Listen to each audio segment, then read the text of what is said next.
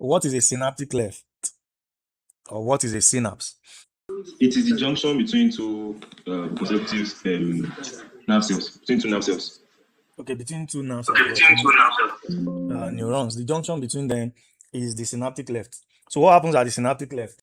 So, sir, the synaptic cleft, that's where the neurotransmitter is being released into the place after it has been converted from the electrical signals in the axon terminals to chemical, where it will influence the dendrites to produce an action. What do you mean by electrical signals? Most of the neurotransmitters, based on what I know, sir, is that they come from action potential, synthesis of, like, from their vesicles. The action potential stimulates them to be released to become, like, to be produced into the dendrite, into the synaptic but So what is action potential?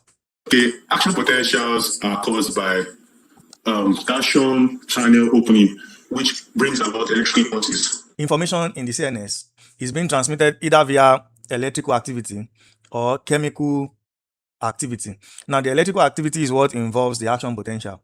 Now, and the action potential starts when there is an influx of sodium ion, not calcium. When there's an influx of sodium ion into the neuron, all right, that is called depolarization. And that is the first phase of action potential generation. All right, so this is what activates the neuron.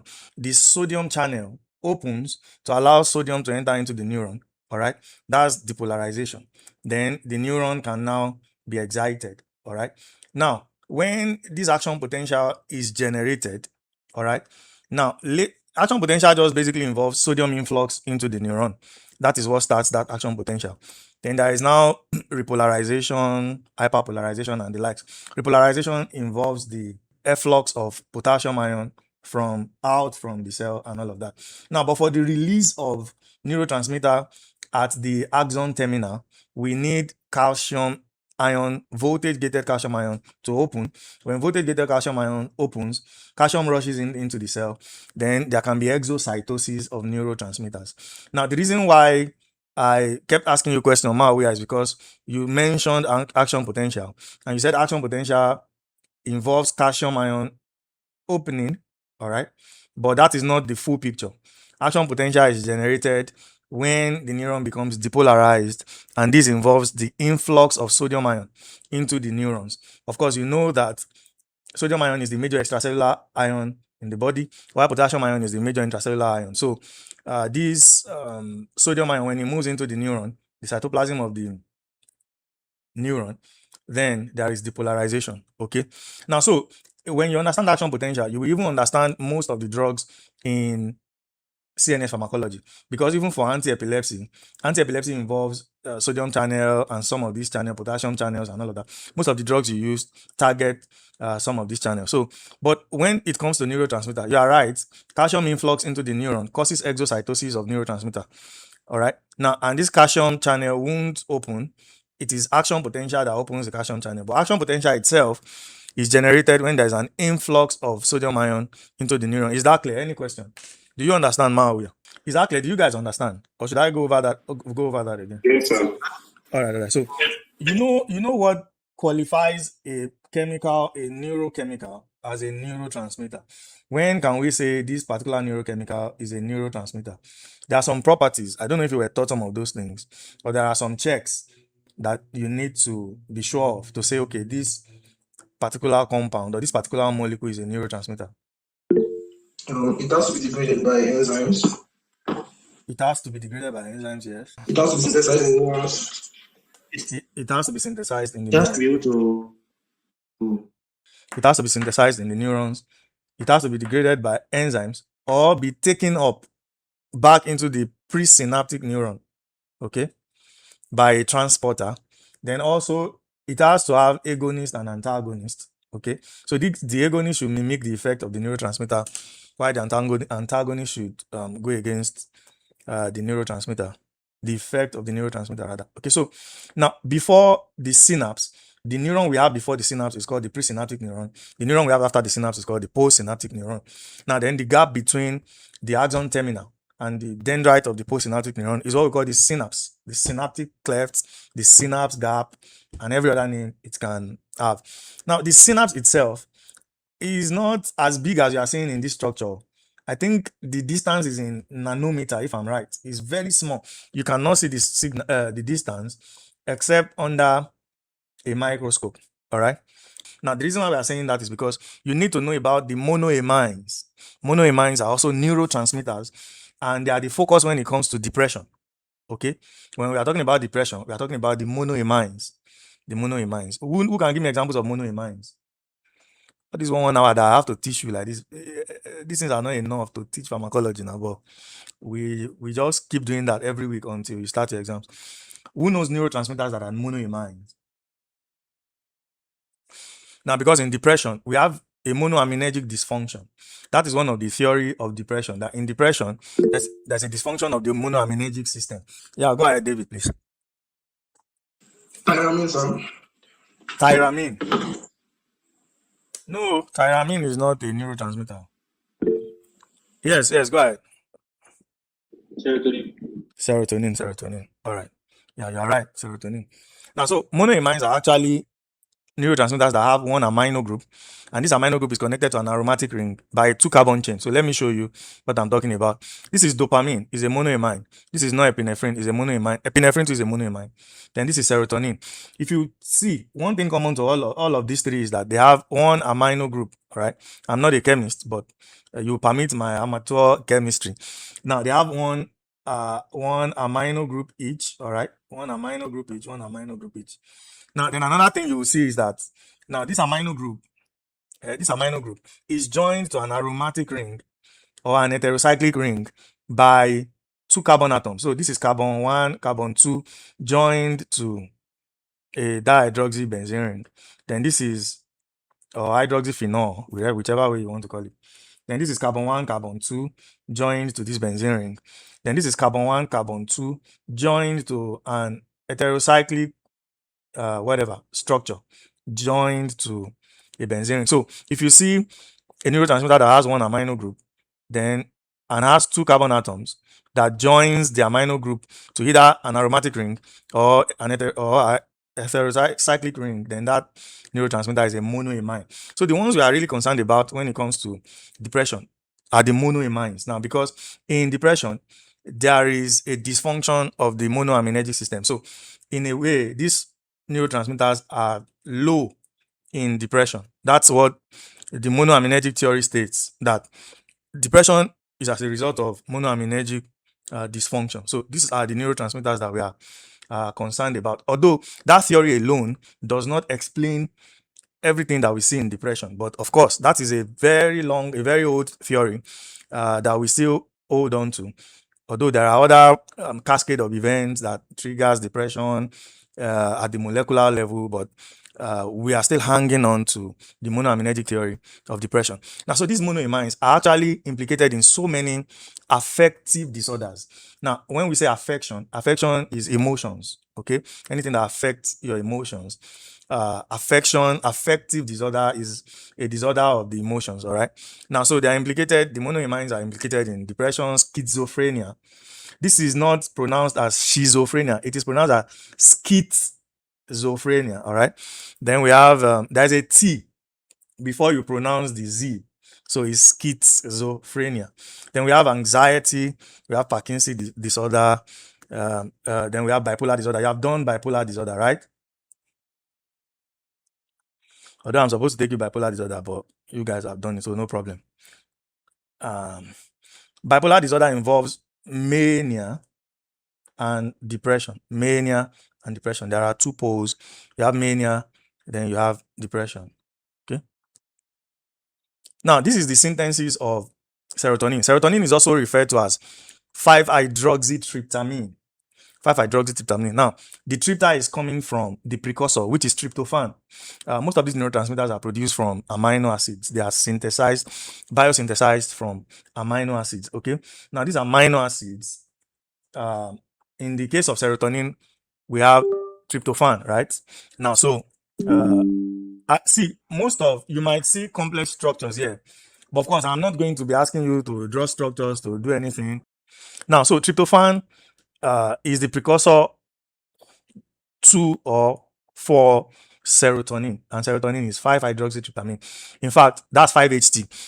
The receptors are labeled as such: 5-HT1, 5-HT2 to 5-HT7. Okay, so that 5-HT means 5-hydroxytryptamine. All right. Now, but then monoamine oxidase. Monoamine oxidase, is the enzyme that degrades, like somebody told us, I think it was David. Monoamine oxidase is the enzyme that degrades monoamines. All right, it is the enzyme that degrades monoamine. So that means monoamine oxidase can degrade dopamine. Monoamine oxidase can degrade norepinephrine. Monoamine oxidase can degrade serotonin. All right, so monoamine oxidase degrades monoamine neurotransmitters. Now let's talk about serotonin first. All right, now if you check this is the presynaptic neuron and this is the postsynaptic neuron. There are so many things here, but don't be scared. All right, now so this is basically for serotonin. This is serotonin in the vesicle. This is serotonin in the vesicle. Now serotonin is made from, can you guys see these structures? Can you guys see the structure? Is it clear at your hand? Yes, sir. All right. So serotonin is made from tryptophan. Okay. Now, then serotonin is now in the cytoplasm of the neuron. We need it inside the vesicle. Okay. We need serotonin inside the vesicle. Now, we need a transporter to move serotonin from the cytoplasm into the vesicle so that it can be stored in the vesicle. Now, this transporter that moves serotonin into the vesicle is called VMAT2. All right. It's called VMAT2, and VMAT2 means vesicular monoamine transporter.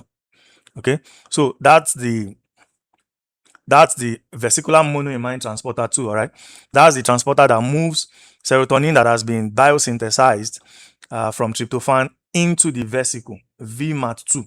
Now you see. Now, the reason why it is important for serotonin to be moved into the vesicle is because if it remains in the cytoplasm, then monoamine oxidase will degrade serotonin. All right, so it must move into the vesicle and be stored in the vesicle. So what moves this into the vesicle is this VMAT, vesicular monoamine transporter 2. Moves serotonin from the cytoplasm into the vesicle after biosynthesis, and that's what stops the degradation of serotonin in the cytoplasm. Now, reserpine, there's a drug, reserpine. Reserpine inhibits this transporter. So reserpine is a VMAT inhibitor. If you use reserpine, serotonin will not move into your vesicle and it will not be stored. And if it is not stored, then it will be degraded by monoamine oxidase. Do you understand? Do you guys understand? Now, in the neuron, serotonin has been produced from tryptophan, that's the amino acid, due to some enzymatic activity.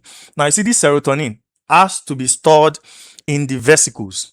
Okay, if it's not stored in the vesicles, monoamine oxidase is roaring like a lion inside the cytoplasm, looking for serotonin to devour or looking for monoamines to devour any monoamine. So, a neurotransmitter has to be stored in the vesicle. All right. Now, it does not just move from the cytoplasm into the vesicle. A transporter must transport it from the cytoplasm into the vesicle. Please, a moment. All right. Now, this transporter that we move monoamine into the vesicle, any monoamine, including serotonin, is called vesicular monoamine transporter. Now, this is the transporter that moves serotonin into the vesicle. Now, I now told you that there is a drug that inhibits this transporter. That drug is reserpine. That drug is reserpine. Now, so if you use reserpine, it will block VMAT. When VMAT is blocked, serotonin will then be attacked by monoamine oxidase and be degraded. So you won't have serotonin. Now, that's why in the laboratory, in fact, for some of you that may want to do your project in neuropharmacology, if you want to induce depression in an animal, we sometimes use reserpine. Okay, because for depression to happen, you need a reduction of monoamines. Okay, so when monoamines are reduced in the CNS, then the depression will set in. Okay, now so if you use reserpine, if you injected your rat with reserpine, that rat will show symptoms of depression, or it will show depression-like symptoms. Okay, that's because recepin will inhibit the uptake of monoamines by the vesicle, and once this uptake is inhibited, MAO, monoamine oxidase in the cytoplasm, will degrade all the monoamines.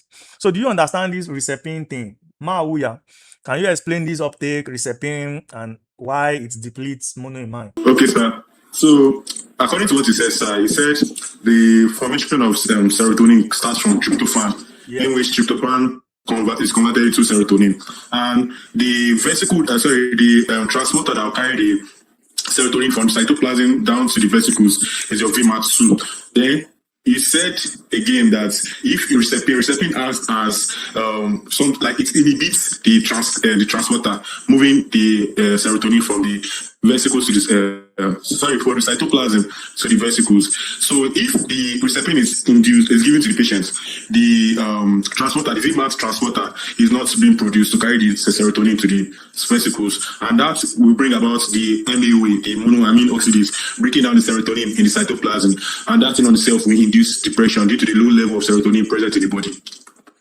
That's 110 over 100 now. Okay, so you got that. So I'm happy that you guys got that. All right. Now, so I've told you that in the laboratory, we give rats, mice, recepin to induce depression. If you want to do any study on depression and all of that. Now, so another important thing to note is that now when calcium goes in, like Mauya told us, consequently to action potential, then this vesicle will bind to the membrane and release serotonin. Then serotonin can now act on receptors on the postsynaptic cell. Now, one of the properties that a neurotransmitter must have is that it must be degraded, and there are always two methods. It must leave the synaptic cleft, okay, after acting. Now, there are two methods. It's either it is taken up back into the presynaptic neuron, or enzyme degrades it.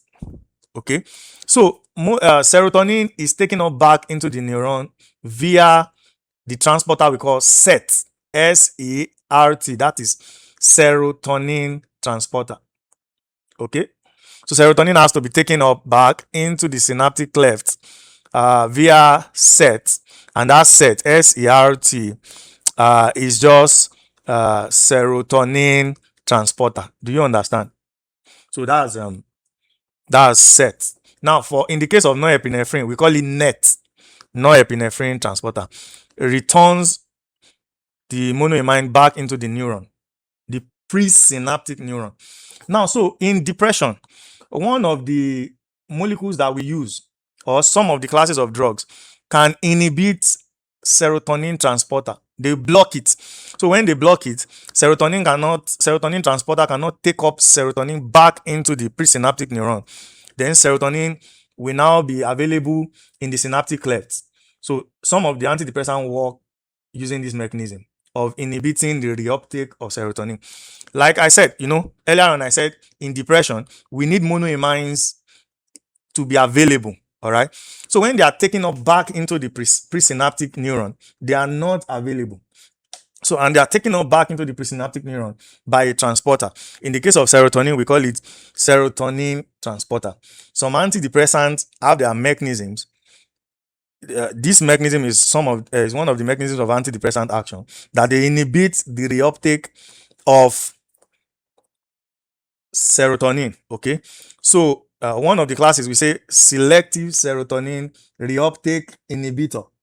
Okay, so basically, if I say what is the mechanism of action of SSRI, selective serotonin reuptake inhibitor, it inhibits SERT, serotonin transporter. It's as simple as that. Then you get your 100. All right. So, and what it inhibits is the reuptake of serotonin that has been released into the synaptic cleft. Now, another class of antidepressant that we use inhibits monoamine, because of course monoamine oxidase, MAO, because monoamine oxidase degrades serotonin, degrades monoamines, and like I said, we need monoamines to alleviate be like say person want alleviate poverty, to to improve the symptoms of depression. We need monoamines. So if there is monoamine oxidase which will degrade monoamines, then we may want to inhibit them. So some antidepressants too are monoamine oxidase inhibitors. All right. So we have those that will inhibit the reuptake of serotonin. Then we have the ones that will inhibit monoamine oxidase. Okay. Any questions so far? Let's move. So I have been able to demystify this picture. All right. We have demystified it. I've told you the role of recepine. Don't worry, whatever I didn't talk about, just forget about it. All these LSD, serotonin is also implicated in antipsychotic medicine, for nausea and vomiting. But whatever I don't talk about, just bone am, leave am, no run am. So now this is norepinephrine. Norepinephrine is also a monoamine, all right. But in the case of norepinephrine, it is produced from tyrosine. Then tyrosine goes to dopamine. Dopamine is taken up into the vesicle, all right, by VMAT. VMAT too takes up dopamine into the vesicle. Now, it is in the vesicle that dopamine is now converted into norepinephrine. All right. Now, just as in the case of serotonin too, recepine will inhibit the uptake of dopamine because it is the same VMAT. All right. Now, then we now have the production of norepinephrine. Now, norepinephrine is released into the synaptic cleft. Like we said, neurotransmitters have to be taken up back again into the presynaptic neuron. So, norepinephrine on termination of action will be taken up back into the presynaptic neuron. And a drug that inhibits this is cocaine. So, the major way cocaine has is that it stops norepinephrine from going back into the presynaptic neuron. Then you have so much norepinephrine available in your synaptic cleft, and you can now start acting the way you like. So that's how cocaine works. It inhibits the reuptake of norepinephrine back into the neurons. And this is why some people even abuse opioids, because opioids too can, at some high doses, can inhibit the reuptake of norepinephrine back into the presynaptic neuron. And that's where people get the euphoric effect they have from.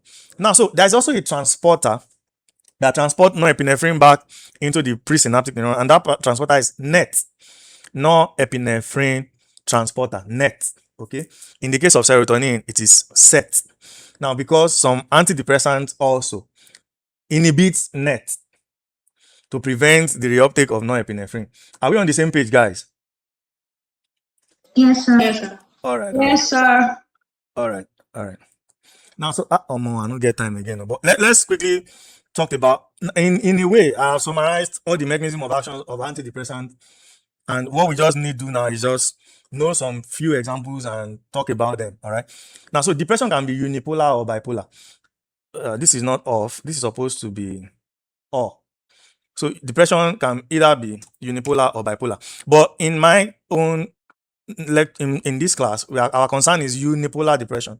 In bipolar depression, it can be a mix of mania and depression. That's why it is called bipolar. It has two poles. Sometimes you are excited, other times you are depressed.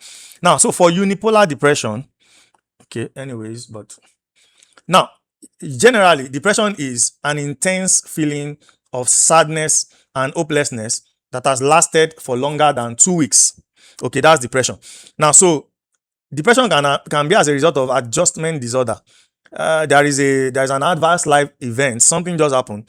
If somebody lost a person by death, grief, someone dear to you, then the person is gone, you are depressed. Divorce can cause depression. Financial reversal can cause depression.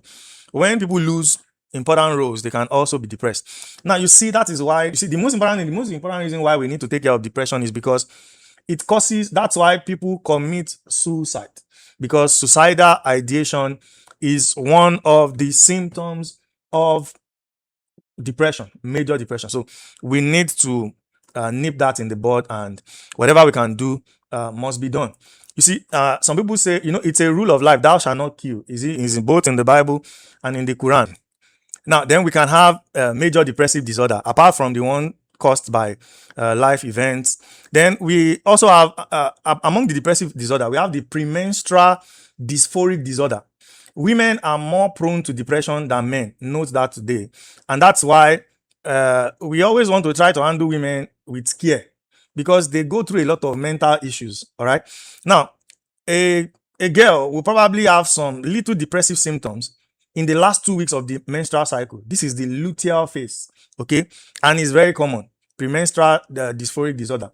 Some depression can be as a result of illness. Now, most people that have terminal illnesses will be depressed. So you need to keep preaching hope to that person and be careful of what you say around that person. A patient that has stroke, okay, partial stroke, a part of the body is paralyzed. So there are some major illnesses that will make people depressed. Then alcohol dependency will give you depression. Just know that one.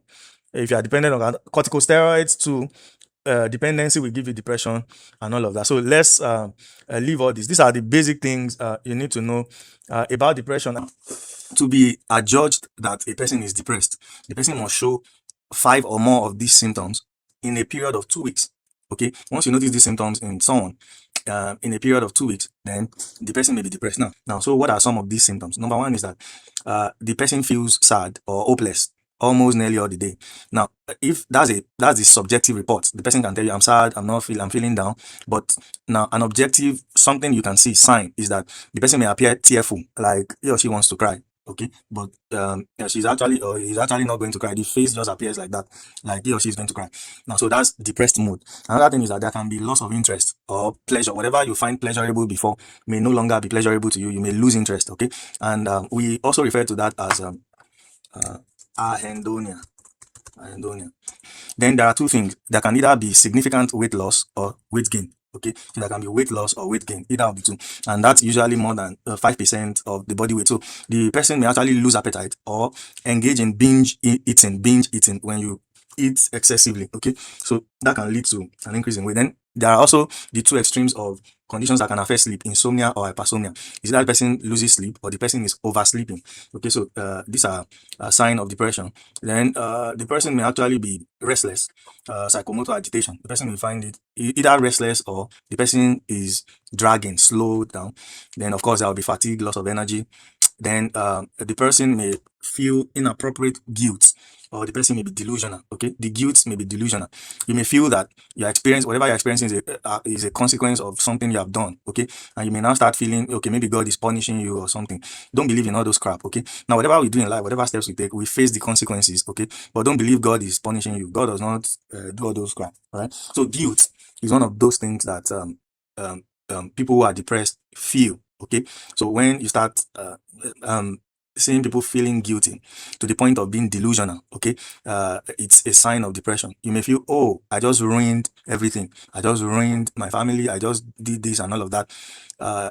If the guilt is intense, then it might be depression and all that. Now, so am I saying that you should sear your conscience and not have conscience when you do something that is bad? No, I'm not saying that, but I'm saying that you should not feel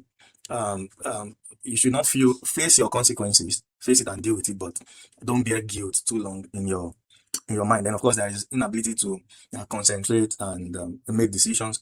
Then there will now be suicidal ideation. If you hear that anybody commits suicide, there is an undertone of depression. Okay, suicide does not just happen, there's an undertone of depression. So whoever experiences 5 out of these things for 2 weeks or 14 consecutive days, the person will be adjudged to be depressed. Okay, so these are the basic symptoms that the DSM is asking us to look out for: sad feeling,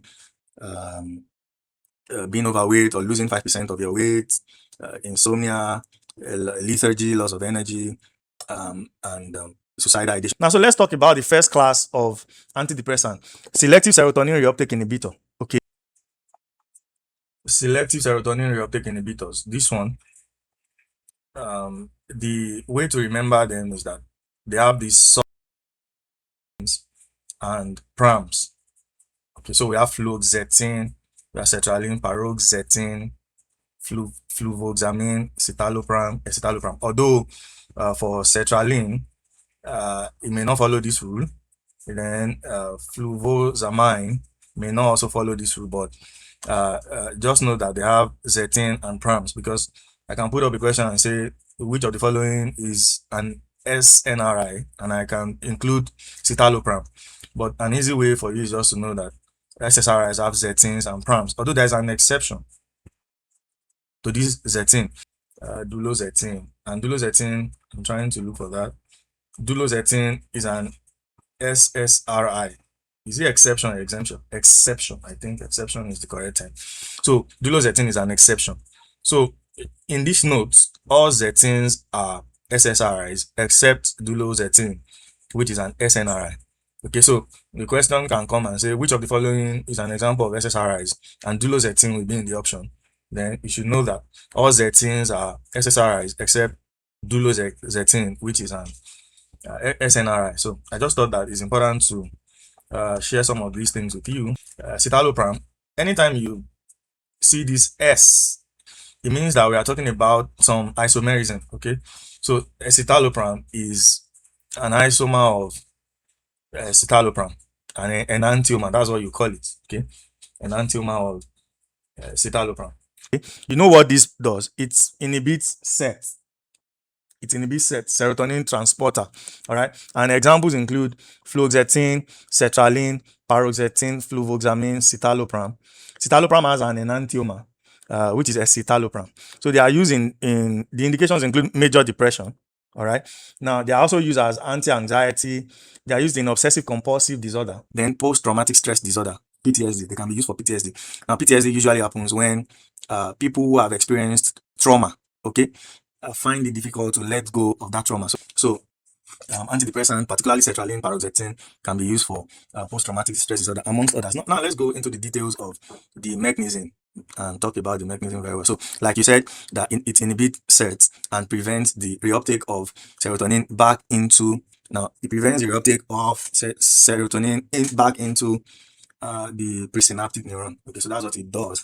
So, consequently, there will be serotonin, abundant serotonin in the synaptic cleft. Okay, so SSRIs are usually selective for SET and are not NET. All right, now, so what happens? Let me give you a description of what happens when SET is inhibited. So autoreceptors, they are on the presynaptic neuron. So what happens is that when the neurotransmitter binds to them, it prevents the further release of neurotransmitter. So they are like feedback mechanism. Okay, they tell the presynaptic neuron to stop releasing neurotransmitter.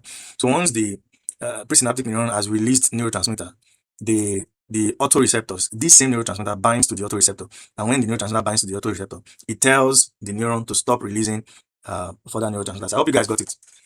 Is it straightforward? Is it straightforward? Okay, so great.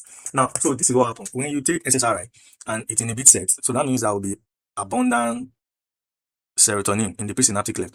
Now, when this happens, serotonin will interact with autoreceptors, 5-HT1A and 5-HT7. These autoreceptors are present in the cell bodies of the dorsal raphe. Now, I told you about the dorsal raphe. It's not a big term. The dorsal raphe, this is where it is. Okay, this is the dorsal raphe. All right, it's here. In the this is the cerebellum. Okay, then this is the brainstem. Around here, you have the dorsal raphe. Okay, now so this dorsal raphe is the hub of serotonin production. So if you probably find yourself in any neuro whatever and they ask you where's the hub of serotonin production in the brain, is the dorsal raphe. So you can see that the dorsal raphe is now making projections into other parts of the brain that are implicated in emotions, like amygdala. Amygdala is the seat of emotion.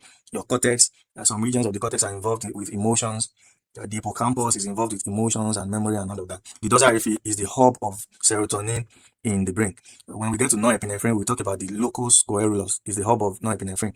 I think I'm going to stop better. So now when we have excess serotonin in the synaptic cleft, this serotonin will interact with autoreceptors in the presynaptic neuron, and these autoreceptors are 5-HT1A, 5-HT7.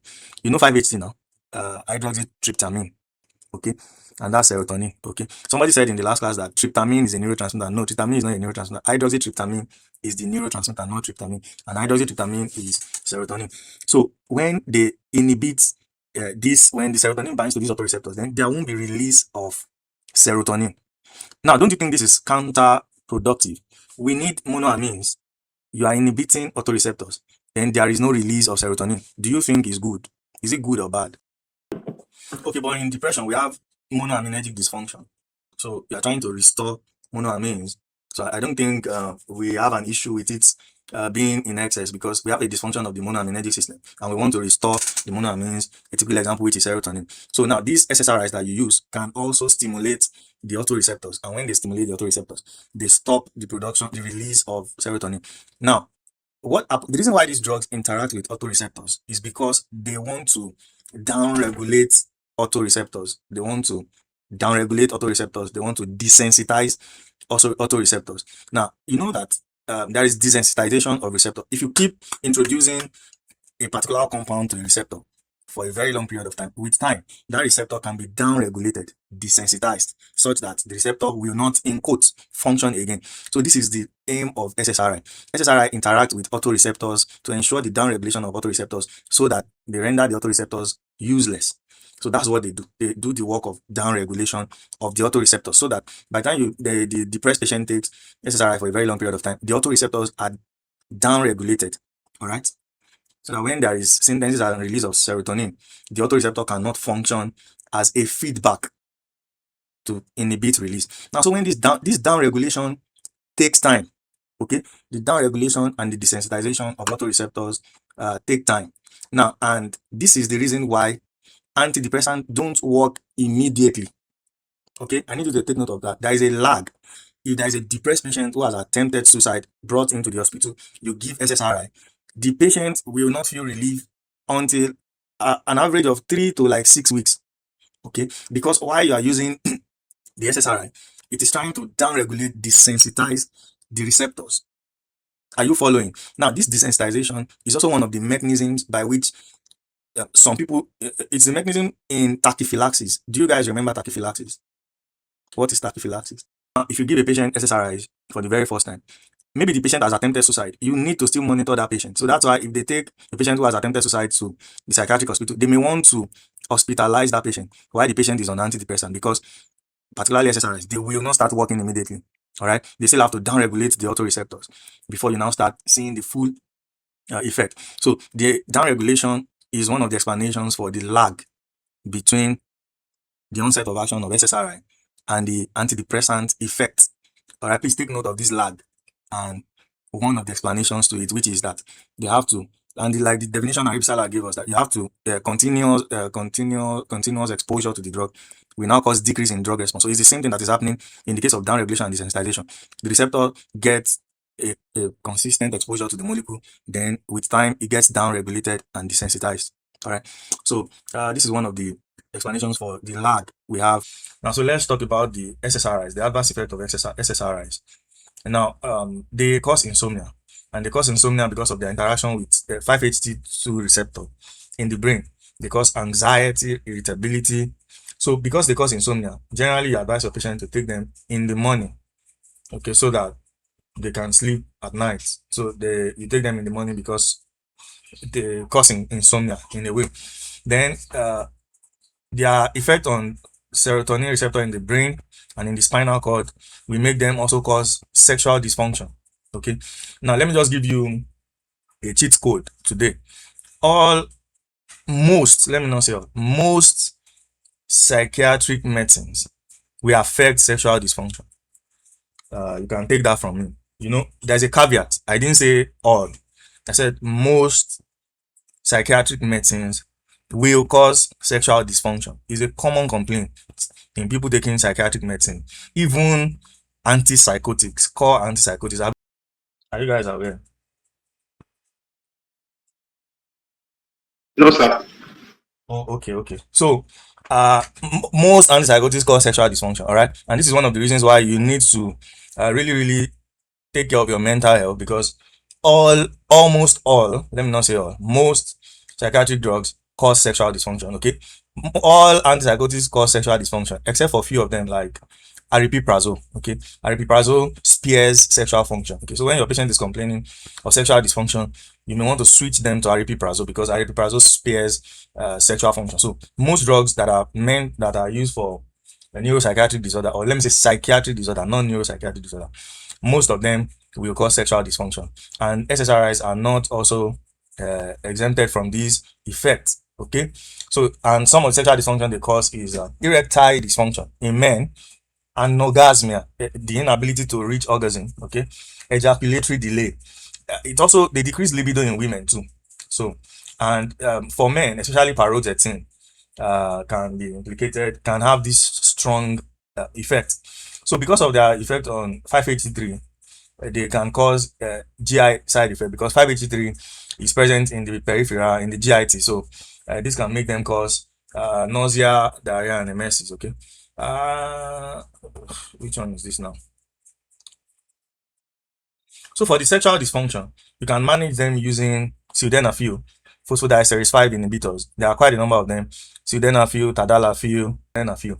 Or you now use these, we call them other antidepressants, or maybe atypical antidepressant, bupropion.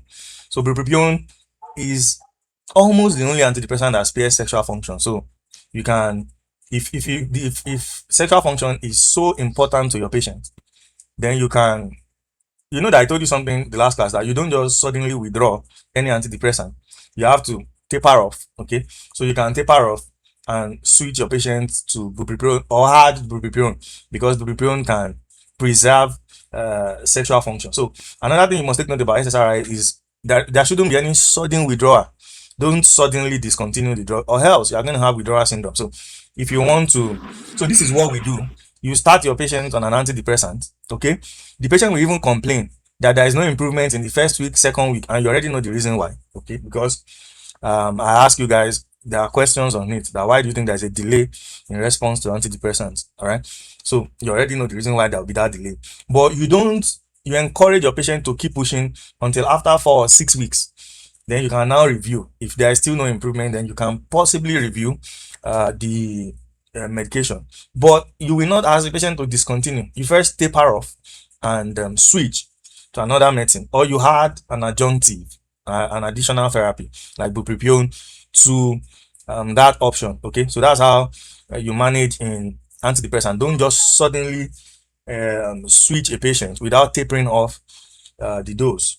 Okay, so particularly the withdrawal is so common with paroxetine and venlafaxine. These two have very short half-lives and no active metabolite. So if you suddenly withdraw them, your patient is going to have withdrawal syndrome.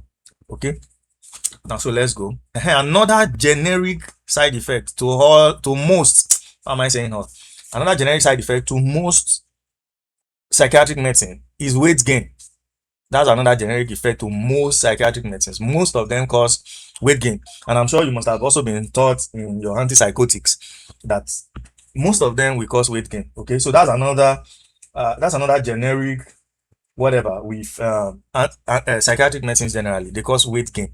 Okay, in the case of the SSRIs, the least weight gain you can get with fluoxetine, while the most weight gain is with paroxetine. So paroxetine seems to be a very badass, okay, because paroxetine has been implicated in some of the very bad effects that we have mentioned. For in case of sexual dysfunction, I said is most with paroxetine.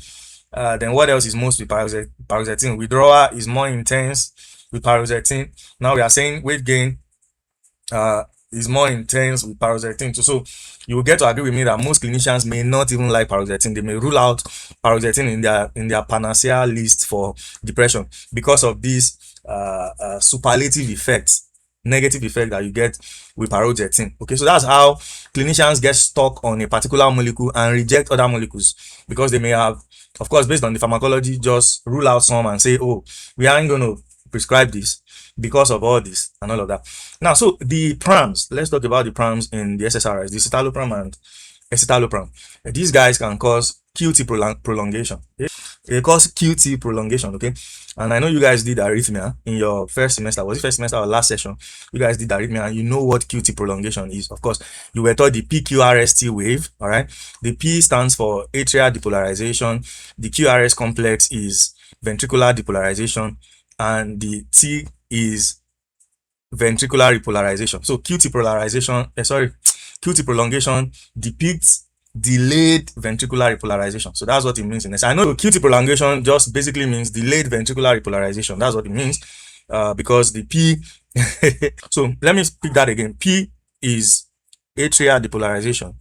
The QRS complex is ventricular depolarization, and the T is the ventricular repolarization. So when there's a delayed in ventricular repolarization, that's what we call QT prolongation. I don't know how to pronounce this, but a QT prolongation can be dangerous, particularly because they can cause torsades de pointis. I don't know if I've pronounced it well. Is a form of, it can lead to sudden death. All right. You see, note that the prams of the SSRIs can cause QT prolongation. All right. So it's important to know that. Know that QT prolongation in a way is just delayed ventricular repolarization. So as a result of that, anything that involves QT prolongation will cause anything ventricular, okay? Because it's ventricular repolarization. So QT prolongation will either cause ventricular tachycardia, which can lead to ventricular fibrillation. So anything ventricular will be attached to QT prolongation, all right? The reason I'm explaining all of these things is because you don't need to cram.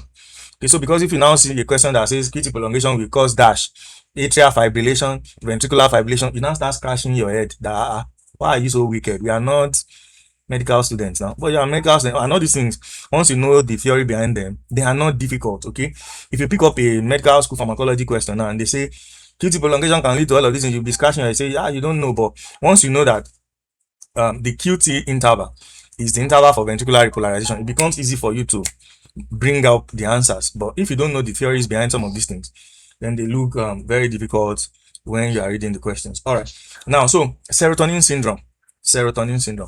You see, when there is excess serotonin in the system, it's also a very big problem. All right, it's a very big problem. So we do not need excess serotonin because excess serotonin can be dangerous. So that is why in depression management, you don't combine two medicines that can interact with the serotonergic system. You don't combine them. When you combine them, there can be excess serotonin, and this will lead to serotonin syndrome, and it can be life-threatening. Okay, so in one sense, you cannot combine monoamine oxidase inhibitors with SSRIs. You cannot combine monoamine oxidase inhibitors with SNRI. You cannot combine two SSRIs. You cannot combine SSRI and SNRI. This is not HIV where you combine two medicines in a class together. All right, so you do not combine. So if I give you two combinations, like if I say let's say if I say phenelzine, and phenelzine is an MOI inhibitor, and I say fluoxetine, and I tell you what can possibly be the interaction here, you know that these are two medicines that can interact with the serotonergic transmission, and of course they are going to cause serotonin syndrome, and you must not combine them. Now, in fact, apart from tapering off those, all right, if you are going to switch a patient from SSRI to MAOI, or if a patient is on MAOI and you want to switch to SSRI, there must be a 2-week washout period. Okay, aside from tapering off the dose, you must also leave 2 weeks to allow the former to wash out from the person's body before you now switch to another thing. A lot of you will become pharmacists in better climes by God's grace, and some of you will end up probably being a psychiatric pharmacist. All of these things must be at the back of your hand, or what's that idiomatic expression? So you must remember some of these things, all right?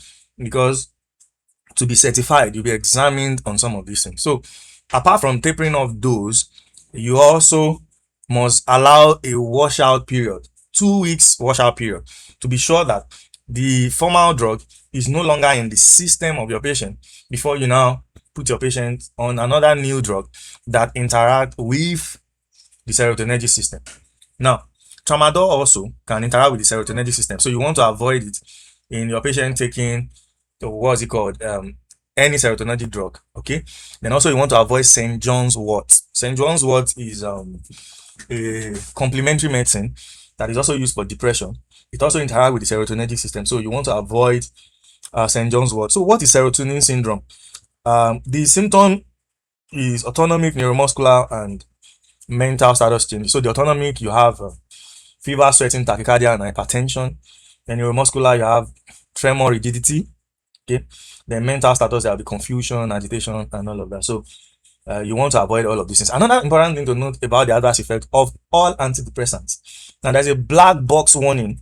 Gives black box warning on drugs. So there's a black box warning on all antidepressants, and that black box warning is that antidepressant can increase suicidality.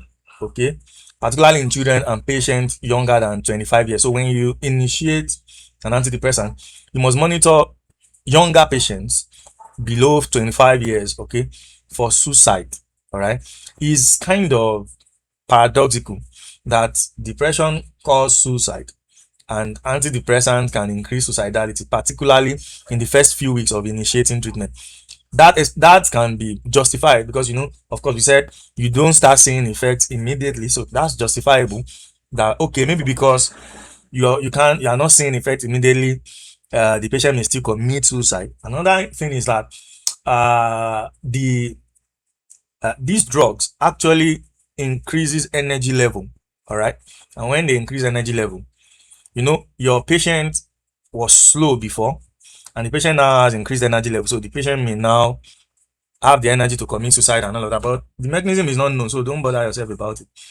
But some of you are bookworms, so you may want to bother yourself about it. So, but if you know the answer, you might tell me, call me, and fix a Google meeting that you need to hold a meeting with me. You now know why antidepressant can cause suicide in younger patients. I'll be willing to learn from you. Okay. All right. So now let's move to SNRIs. So I've told you that the exception, we have zetin in SNRI, and the only exception is duloxetine. So for these, we can use pran and zine as the suffix. There's venlafaxine, duloxetine, then the prans, and like we said, this one's inhibit both the net and set. All right, and it can be used for depression, anxiety, just like the normal indications, the usual indications rather, that we have discussed. You see, most of these antidepressants that has something to do with the noradrenergic system or norepinephrine system. Sorry, the noradrenergic system. They are also used for pains. Okay, for in the management of pains, particularly neuropathic pain. So duloxetine is a drug of choice in the treatment of neuropathic pain associated with peripheral neuropathy. When it comes to peripheral neuropathy, which disease comes to your mind? I think you must have done it in clinical pharmacy. When it comes to peripheral neuropathy, diabetes, thank you very much. So you see, there's a way we also treat patients that are depressed based on their comorbidity. So if your patient is diabetic, it's just common sense or commonsensical to give duloxetine to your patient that is diabetic. All right, because for drugs that interact with the norepinephrine, they can also be used in the treatment of neuropathic pain. Then you did fibromyalgia. I think Dr. Adebu taught you fibromyalgia. So this antidepressant, duloxetine in particular, is also used in the management of pain. Okay. So this downregulation of autoreceptors, the SNRIs, also downregulate autoreceptors. Okay, and it is also a reason why there's also a lag in the treatment with SNRIs, because autoreceptors are also downregulated, and there's also a lag when you use SNRIs. Then the thing about these ones are that we cannot repeat some of the adverse effects because they share similar adverse effects with the SSRIs. All right, they share similar adverse effects, so there's no point repeating the adverse effect. The same adverse effect, similar drug interactions with MAOIs, and all of that. So, but the thing is just that because they now interact with the norepinephrine, they can now cause orthostatic hypotension. Okay. Then another thing, I've told you sexual dysfunction being generic to psychiatric drugs. Which other effect did I tell you about that is generic to psychiatric drugs? Which other effect? I talked about sexual dysfunction. Which other effect is generic to psychiatric drug? I remember, but I want to see if you guys remember. Okay, so which other one? What?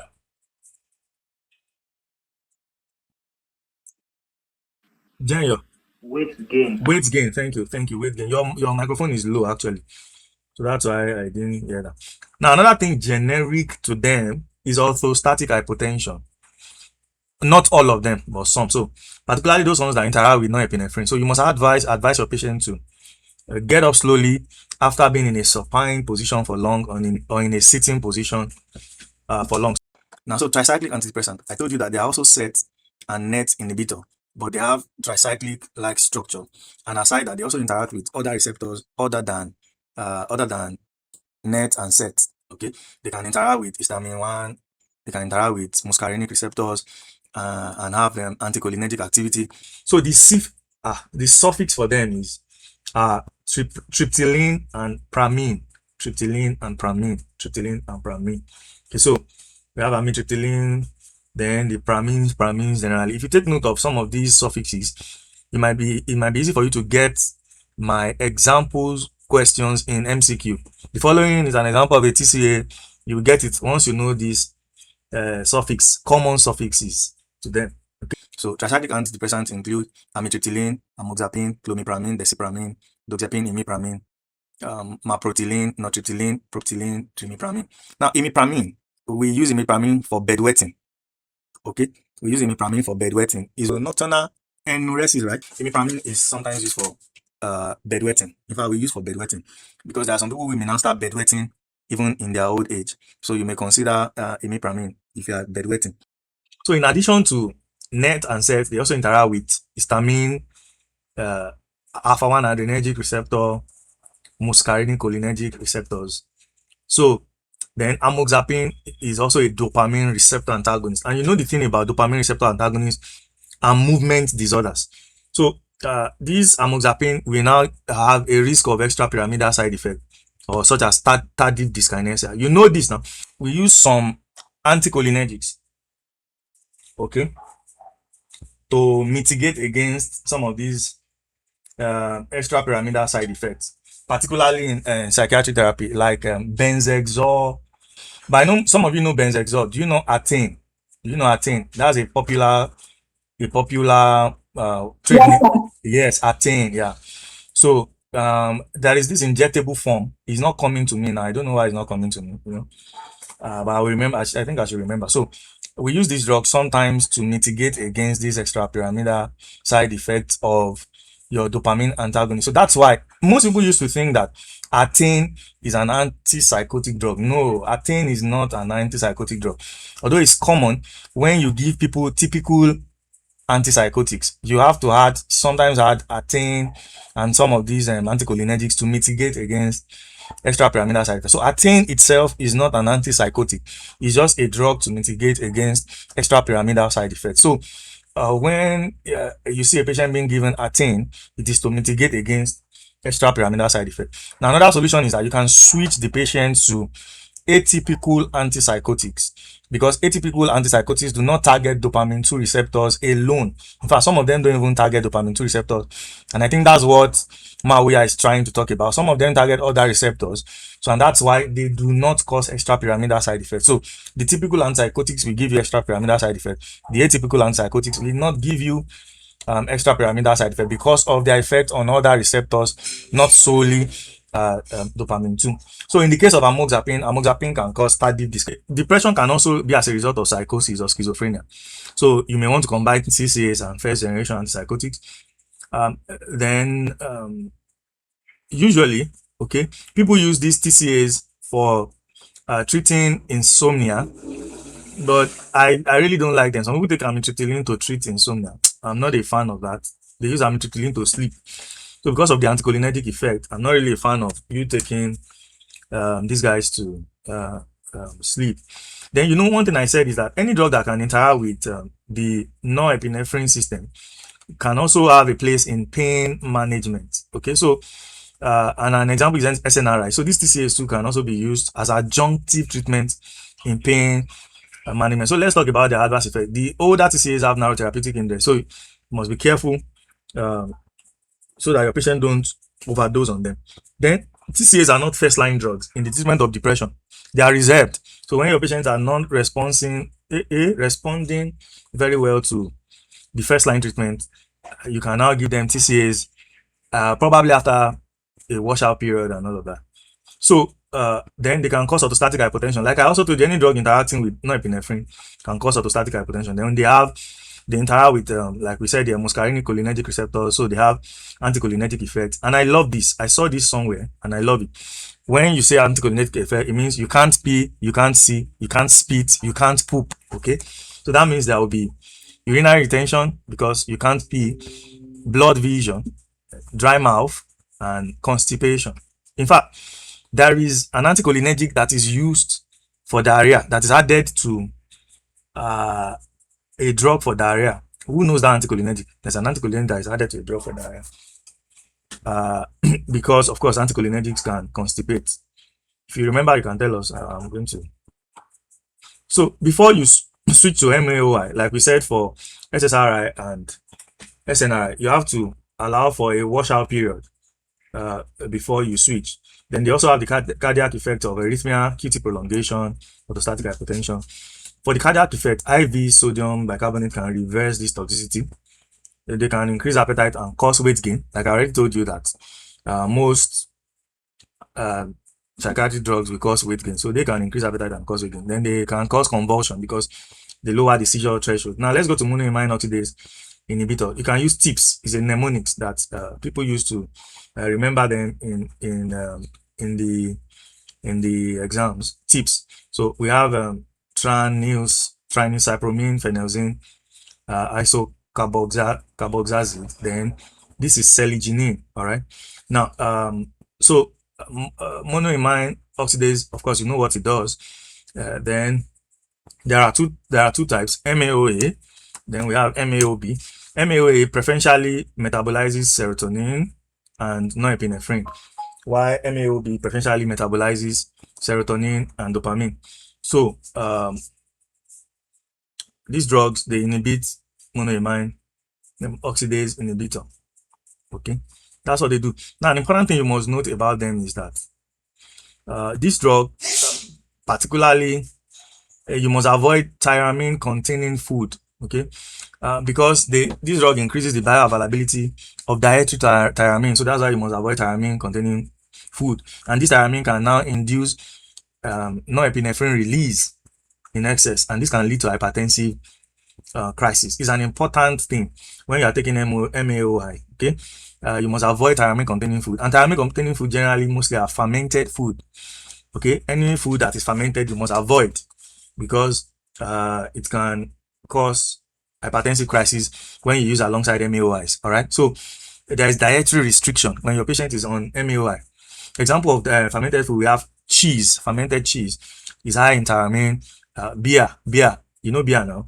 Green bottle is a fermented food, so is high in tyramine. Liver, some meats can also contain high tyramine, so you have to avoid them. Soy products, okay, soy oil, soy milk, soy product generally can be high in tyramine. So because of this dietary restriction, we usually don't see MAOIs as first line drug. They're also reserved for patients who are unresponsive to SSRI, SNRIs, and the other ones, okay, because you don't usually use them for your patients because of dietary restriction. All right, some men cannot do without taking their green bottle, so you cannot tell them not to drink, and if they mistakenly drink and now go into hypertensive crisis, there's a problem. So note that when it comes to monoamine oxidase inhibitor, there is dietary restriction, particularly food that are high in tyramine, which are mostly your fermented product.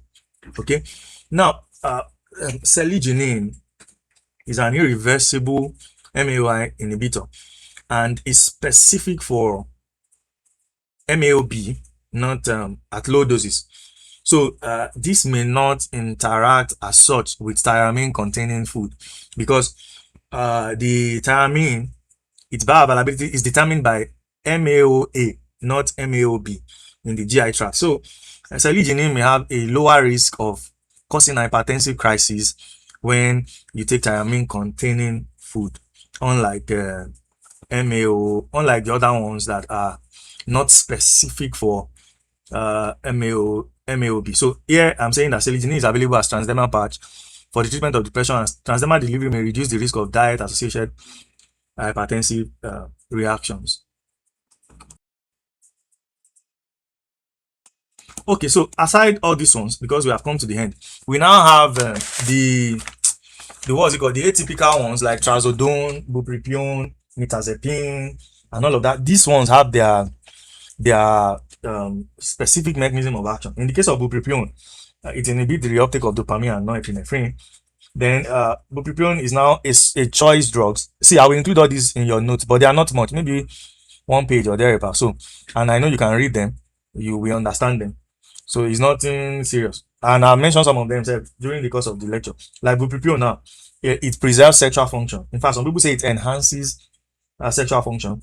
Then bupropion is also used for smoking cessation. Then because of these weight issues, bupropion actually reduces weight, not increase weight. So bupropion is, in fact, bupropion is added to some weight reduction medicines. Okay, so for people that want to bring down their weight, bupropion is added to some weight reduction medicines.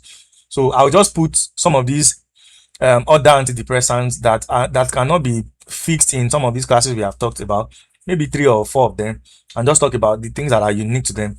Then you guys can read and understand. Now I put something here. I don't know. I may not add this, but this is just sometimes the management, how you decide which drug to give to who and all of that. So like for a patient with sexual dysfunction, think of bupropion. For a patient with insomnia, look for an antidepressant that sedates, like mirtazapine. All right. Then for mirtazapine for a patient with insomnia, or any other antidepressant that sedates. Okay. Then for a patient with fatigue, you can choose stimulating drugs like fluoxetine and bupropion. You know that you said that the symptoms of depression can be two extremes. All right.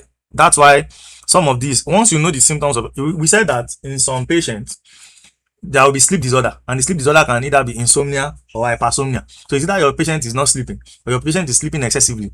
So these are the things that a psychiatrist think of before giving out antidepressants. So you must note which extreme of sleep is your patient experiencing. Is it insomnia or hypersomnia? So if it's insomnia, you don't give SSRIs and SNRI, which will make your patient alert and suffer from more insomnia. You might think of a sedating antidepressant that will combat that insomnia. Okay, so think of what your patient is suffering from. Then for a patient who is probably already obese, you may not want to think of drugs that will contribute more to the weight of that person. You may think of bupropion that will bring down the weight of that person. Now, in the case of diabetes mellitus, or when your patient has chronic pain, you must think of duloxetine or any other like TCH2 that also interact with norepinephrine, so that chronic pain can be treated. So I can give you a list of drugs and say which of the following will be beneficial to a patient with neuropathic pain: fluoxetine, venlafaxine, fluoxetine, sertraline, duloxetine, and all that. You already know that duloxetine or any other drug that interact with waiting and they call them noradrenergic system will be very useful in this case.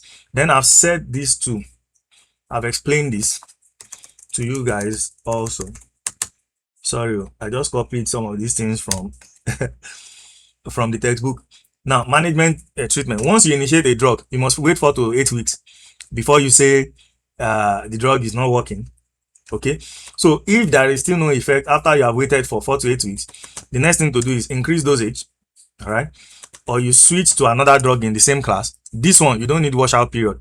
You can switch immediately. You don't need to taper down the dose. Since they are in the same class, just switch. Now you can switch to another drug in different class. If you are going to switch to MAOI, you need a washout period.